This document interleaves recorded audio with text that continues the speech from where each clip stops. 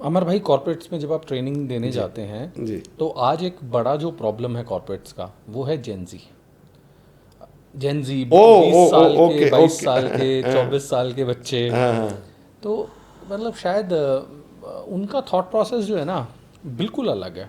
मेरे हिसाब से अगर इस पॉडकास्ट को भी देख रहे होंगे ना, तो हो सकता है उनमें से काफ़ी सारे लोग ये कहें कि ये वाली जो बातें हैं ना, ये तो हम स्कूल में सुन चुके हैं, सिर्फ आप हो सकता है अलग तरीके से ये बोल रहे हैं। बिल्कुल है। आपको क्या लग रहा है, इनका क्या मतलब पर्सपेक्टिव्स जो हैं वो सही हैं? मेरे राहुल भाई इस पर दो मतलब आई वुड दो टेक है मेरे इस पर। पहले तो ये एक मलिक ज़्यादा जावेद साहब का एक लाइन है, क्यों करूं मैं अपने बच्चों पे गुस्सा, ये तो घर घर की कहानी है, और मेरे बच्चों में जो भी कमी है अरे वो तो ख़ानदानी है। अब मुझे बताइए, ये जैन जी में जो गुस्सा आ गया या जैन जी में ये एटीट्यूड आ गया, क्या कर लें, इनकी क्या गलती है? हम कहते हैं जैन जी में पेशेंस नहीं है। कैसे हो इनमें पेशेंस? और भाई अपना स्कूल टाइम याद करो, आपको बहुत भूख लग रही है, आप घर पहुँचे, आपने कहा मम्मी से कि मम्मी भूख लग रही है, खाना दे दो। मैं अपने घर पहुँचा तो भी मुझे मालूम था खाना मांगने के 1 घंटे बाद खाना मिलेगा। क्यों? पहले मम्मी चूल्हे पे क्या जलाएंगी, आग जलाएंगी, फिर आटा होगा, सब्जी बनेगी, तब जाके मुझे रोटी मिलेगी। तो 45 मिनट से 1 घंटा। तो मुझ में पेशेंस ना आए, आप में पेशेंस ना आए तो और क्या हो? हमें तो मालूम है कि जब बहुत तेज भूख लग रही है तब भी 1 घंटा तो इंतजार करना पड़ेगा। जैन जी ने कहा भूख लग रही है, 2 मिनट में मैगी आ गई, तो ये किस बात का पेशेंस रख लें अपने अंदर? हर चीज़ तो इनको 2 मिनट में अवेलेबल है। मुझे और आपको अपने मामा जी से बात करनी थी और हमसे थोड़ा और पहले चले जाएं, मामा जी से बात करनी थी तो पहले लेटर लिखेंगे, 15 दिन में वहाँ पहुँचेगा, 15 दिन बाद चिट्ठी आएगी, 1.5 महीने बाद पता चलेगा पापा जी मामा जी ठीक हैं या गड़बड़ है, बीमार तो नहीं है। अब तो 1.5 सेकंड में वीडियो कॉल हो जाएगी ना।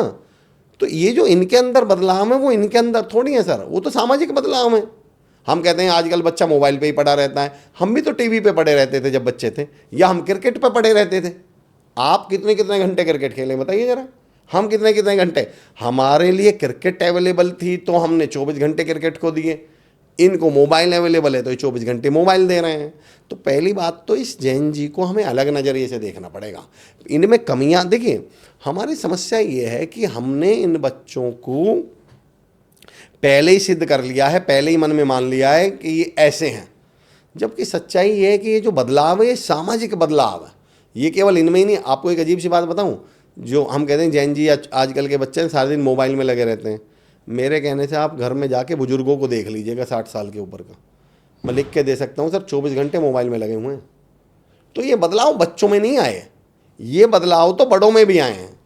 मैं तो पेरेंट्स से रिक्वेस्ट करता हूँ कि आप इनके प्रति थोड़ा सा एम्पैथाइज हो जाइए, इनके प्रति थोड़ा सा सहानुभूति का नज़रिया रखिए, इनको सुनना शुरू करिए, इनसे पूछना शुरू करिए, इनके साथ बैठना शुरू करिए। मेरे पेरेंटिंग पे मतलब one of the finest mentor या one of the finest parenting coach India में माने जाते हैं मनीष शर्मा सर। वो ये कहते हैं कि जब हमारे परिवार का छोटा सा बच्चा, हमारा छोटा सा बच्चा अपनी छोटी छोटी बात बताने के लिए हमारे पास आता है, तो उस समय आप अपने ऑफिस के काम में, मम्मी रसोई के काम में लगी होती है, बच्चे की उम्र 2.5-3 साल है, मम्मी मम्मी वो बताना चाह रहा है आज स्कूल में क्या हुआ, मम्मी कहती दिमाग खराब मत कर, पापा जी कहते हैं अरे मुझे काम करने दो। छोटी छोटी बातें हमें लगता है ये फालतू की बात है, क्या सुने। फिर वो बच्चा आता है 9वीं में, 10वीं में, 11वीं में, अब वो छोटी छोटी बातें बड़ी बड़ी बातें बन चुकी हैं। अब हम बच्चे से पूछ रहे होते हैं बेटा स्कूल में क्या हुआ, उदास क्यों लग रहा, बात क्या हुई? अब बच्चा हमें नहीं बता रहा, हम कहते हैं बच्चा हमसे शेयर ही नहीं करता। जब वो शेयर कर रहा था तब आप क्या कर रहे थे? तब आप उनको सुन रहे थे क्या? तब आप, बल्कि इन बच्चों को तो ज़्यादा प्यार की ज़रूरत है, इन बच्चों को तो ज़्यादा सुने जाने की ज़रूरत है, इन बच्चों को तो ज़्यादा सिंपैथाइज करने की ज़रूरत है।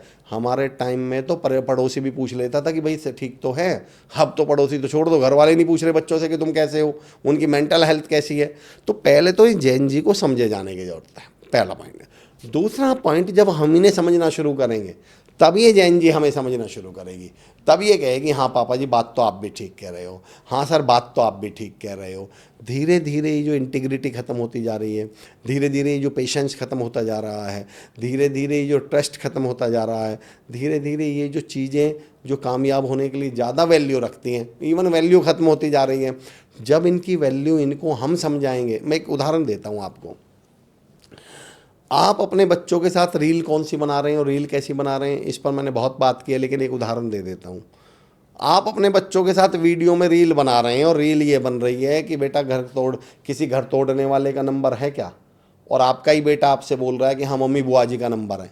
यानी आप अपने बच्चों को ये बता रहे हैं बुआ का काम क्या है, घर तोड़ना, और फिर आप ये चाहते हैं कि वो अपनी बुआ जी को नमस्ते भी कर ले, अपनी बुआ जी की इज्जत भी कर ले। कैसे कर लेगा उसको तो आप बताइए ना। मैं छोटों से नहीं, मैं बड़ों से पूछ रहा हूँ। आप दिल पे राहत रख के बताइए, हम घर में बैठकर बड़े कैसी बात कर रहे हैं। बेटा ये दुनिया बहुत मतलबी है, दोस्त किसी के नहीं होते। जिस बच्चे को तुमने बचपन से ये सिखा रखा है दोस्त किसी के नहीं होते, वो दोस्ती की वैल्यू कैसे कर ले। जिसको आप ये कह रहे हो रिश्तेदार बड़े मतलबी होते हैं, रिश्तेदार बड़े नालायक होते हैं, बहुत मतलब ये बड़े बेकारे होते हैं, फिर ये रिश्तों की कदर कैसे कर ले। और हाँ याद रखिएगा, अगर ये बुआ के रिश्ते की कदर नहीं कर रहा, अगर ये मामा के रिश्ते की कदर नहीं कर रहा, तो माँ बाप भी रिश्तेदार ही हैं एक तरह से। कदर अब ये माँ बाप के रिश्ते की भी नहीं करेगा, कदर अपने ये भाई के रिश्ते की भी नहीं करेगा। मेरा गांव है राहुल भाई चिरोड़ी, बहुत छोटी, जब मैं 13-14 साल का रहा हूँगा, 12-13 साल का, मैं अपनी मम्मी के साथ, उस समय बस चलती थी चिरोड़ी से बंथला से गाजियाबाद के लिए, तो बस में चढ़ा, भीड़ बहुत होती थी। तो एक मोहतरमा थी, एक और महिला थी, उनका बेटा था, वो एक सीट पर बैठे हुए थे। तो पहले इतना तो चलता था, तो एक बुजुर्ग थे, ताऊ जी की उम्र कोई बुजुर्ग थे, वो उस महिला से बोले कि बेटी, उसके बच्चे से बोले बेटे से कि खड़ा हो जा बेटा, इनको बैठ जाए, मेरी मम्मी के लिए बोले कि बेटा खड़ा हो जाए, ये खड़ी हुई हैं, ये बैठ जाएंगी। तो उसकी मम्मी बोली उस बच्चे की, नहीं क्यों खड़ा हो जाए, टिकट नहीं लिया क्या हमने। तो उनका ये मानना था कि टिकट लिया है तो इसलिए मेरा बेटा क्यों खड़ा हो जाए किसी के लिए। तो उन बुजुर्ग की मुझे आज भी बात याद है, उन्होंने उससे कहा, तो गाँवों में ये सब चल जाता है, उस समय तो चल ही जाता था। वो बुजुर्ग उस औरत से बोले, लाली लाली करके बोले, लाली खड़ा हो जान दे इसे, अगर ये आज इसके लिए खड़ा नहीं हुआ ना तो कल ये तेरे लिए भी नहीं खड़ा होने वाला, और इसे तो इसके साथ केवल आधे घंटे का सफ़र करना है, तुझे सारी ज़िंदगी गुजारनी है इसके साथ। तो इसे आदत ये डाल रही है कि बेटा किसी के लिए खड़ा मत होना, कल को खड़ा होकर ये तुम्हें भी एक गिलास पानी नहीं देने वाला।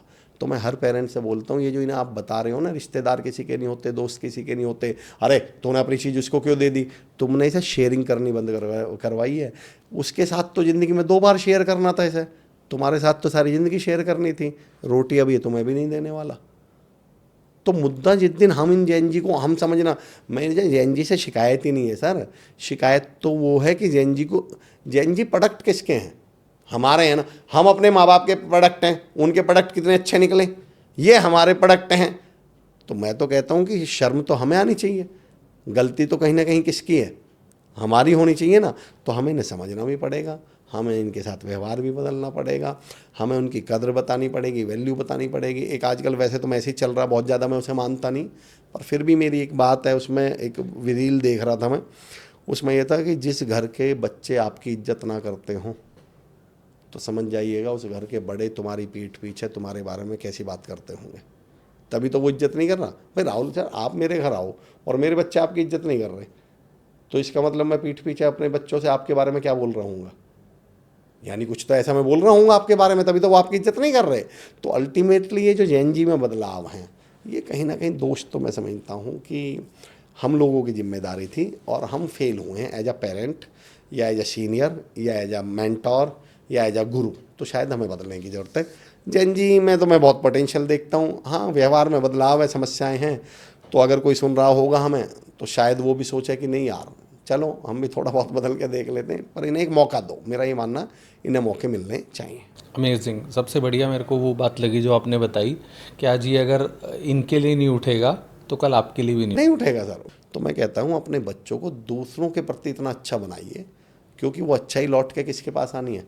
वैसे भी शब्दों पे थोड़ा बहुत काम किया, तो मैं कहता हूँ लाभ शब्द को आप जब भला लिखोगे ना, भला, तो भले कहते हैं ना हर चीज़ पलट के आती है, तो भले को ज़रा पलट के लिखना, भला शब्द को लाभ।